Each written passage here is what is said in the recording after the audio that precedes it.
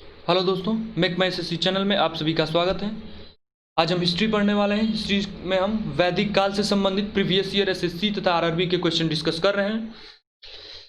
अब तक की दो वीडियो में हम टोटल 40 क्वेश्चन डिस्कस कर चुके हैं। यदि वो वीडियो नहीं देखी है तो आप हमारे चैनल पर जाकर हिस्ट्री के प्लेलिस्ट से वैदिक काल के 40 एसएससी तथा आरआरबी के प्रीवियस ईयर क्वेश्चंस को देख सकते हैं। आज पार्ट 3 है। इसमें हम 20 प्रीवियस ईयर क्वेश्चन और डिस्कस करेंगे जो एसएससी तथा आरआरबी के विभिन्न परीक्षाओं में पूछे गए हैं तथा आने वाले परीक्षाओं में भी पूछे जा सकते हैं।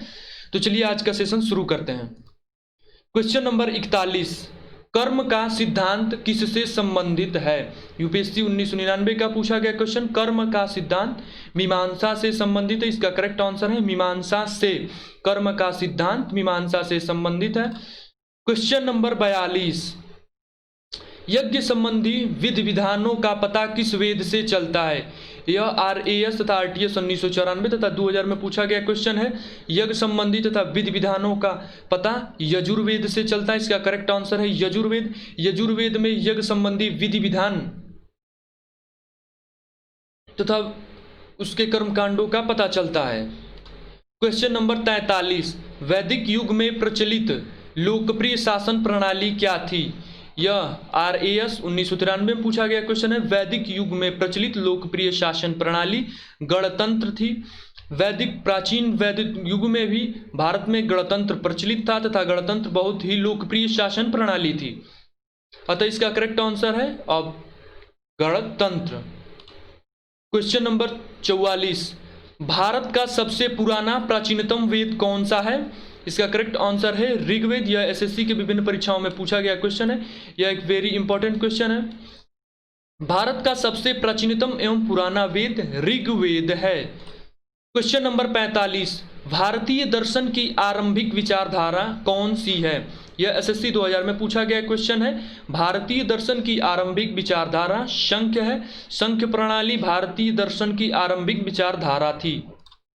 क्वेश्चन नंबर 46, वह दस्तकारी कौन सी है जो आर्यों द्वारा व्यवहार में कभी भी नहीं लाई गई? सीपीओ तथा एसी 2003 में पूछा गया क्वेश्चन है। इसका करेक्ट आंसर है लुहार।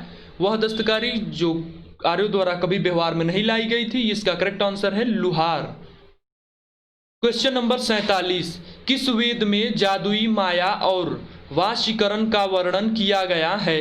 यूपीएससी 2004 तथा जेपीएससी 2010 में पूछा गया क्वेश्चन। इसका करेक्ट आंसर है अथर्ववेद। जादुई माया और वाशीकरण का वर्णन अथर्ववेद में किया गया है। क्वेश्चन नंबर 48, आर्य शब्द किसे इंगित करता है? यूपीएससी 1999, 2008 और 2013 में पूछा गया क्वेश्चन। इसका करेक्ट आंसर है निर्जाति समूह को। निर्जाति समूह को आर्य इंगित करता है, निर्जाति समूह को।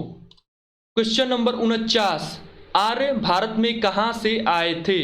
एसएससी 2000 तथा 2008 में पूछा गया क्वेश्चन। यह वेरी इंपॉर्टेंट क्वेश्चन है कि आर्यों का आगमन स्थान कहां से है तथा आर्य भारत में कहां से आए थे। इसका करेक्ट आंसर है मध्य एशिया। आर्य मध्य एशिया से भारत में आए थे। आर्यों का निवास स्थान पहले मध्य एशिया हुआ करता था। क्वेश्चन नंबर 50, कौन सा वेद गद्य रूप में रचित है? इसका करेक्ट आंसर है यजुर्वेद। यह एक वेरी इंपॉर्टेंट क्वेश्चन है। यह एसएससी के कई परीक्षाओं में पूछा गया है। कौन सा वेद गद्य रूप में रचित है? इसका करेक्ट आंसर है यजुर्वेद। यजुर्वेद गद्य रूप में रचित है। क्वेश्चन नंबर 51, सभा और समिति प्रजापति की दो पुत्रियां थी का उल्लेख किस वेद में किया गया है? इसका करेक्ट आंसर है अथर्ववेद। अथर्ववेद में यह उल्लेख किया गया है कि सभा और समिति प्रजापति की दो पुत्रियां थी। क्वेश्चन नंबर 52, ब्राह्मण ग्रंथों में सबसे प्राचीन गोत्र कौन सी थी? शतपथ ब्राह्मण। इसका करेक्ट आंसर है शतपथ ब्राह्मण। यह आरआरबी तथा सीपीओ 2008 में पूछा गया क्वेश्चन है कि ब्राह्मण ग्रंथों में सबसे प्राचीन गोत्र कौन सी थी? तो इसका करेक्ट आंसर है शतपथ ब्राह्मण।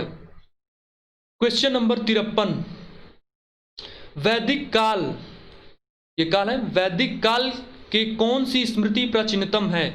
यह आरएएस तथा आरटीएस 1993, 2007 में पूछा गया क्वेश्चन है।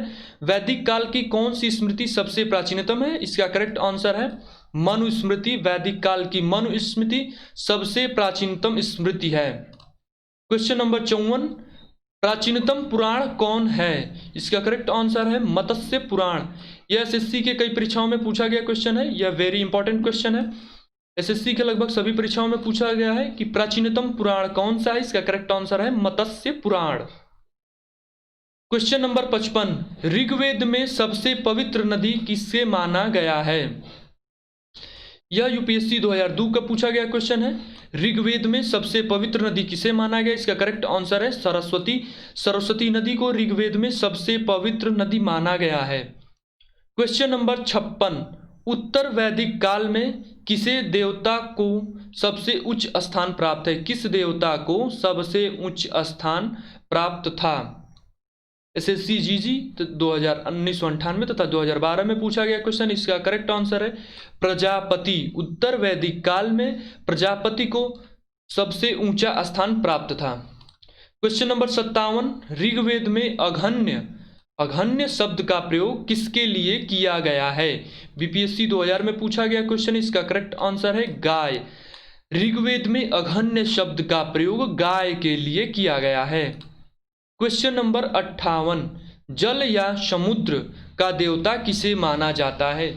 जल या समुद्र का देवता वरुण को माना गया है। यह वेरी इंपॉर्टेंट क्वेश्चन है। यह एसएससी के कई परीक्षाओं में पूछा गया है कि जल या समुद्र का देवता किसे माना जाता है। इसका करेक्ट आंसर है वरुण। क्वेश्चन नंबर 59, गायत्री मंत्र की रचना किसने किया था? एसएससी तथा आरटीएस जीजी 2000 तथा 2004 में पूछा गया क्वेश्चन। इसका करेक्ट आंसर है विश्वामित्र। गायत्री मंत्र की रचना महर्षि विश्वामित्र द्वारा की गई है। क्वेश्चन नंबर 60, ऋग्वेद में कौन सी नदियों का उल्लेख अफगानिस्तान के संबंध का सूचक है? यूपीएससी 2003 का पूछा गया क्वेश्चन। कुंभा और क्रम नदी अफगानिस्तान के साथ संबंधों का सूचक है। ऋग्वेद में दो नदी कुंभा और क्रम का उल्लेख मिलता है जो अफगानिस्तान के साथ संबंधों का सूचक है। तो वैदिक काल से संबंधित टोटल हमने 60 क्वेश्चन किए। ये सभी क्वेश्चन आरआरबी तथा एसएससी यूपीएससी के प्रीवियस ईयर परीक्षाओं में पूछे गए हैं तथा आने वाले परीक्षाओं में भी पूछे जा सकते हैं। तो आज का सेशन यहीं पे समाप्त करते हैं। यदि ये वीडियो आपको पसंद आई हो तो इस वीडियो को लाइक करें तथा इसी प्रकार की हिस्ट्री की अन्य वीडियो पाने के लिए हमारे चैनल को सब्सक्राइब करें। धन्यवाद।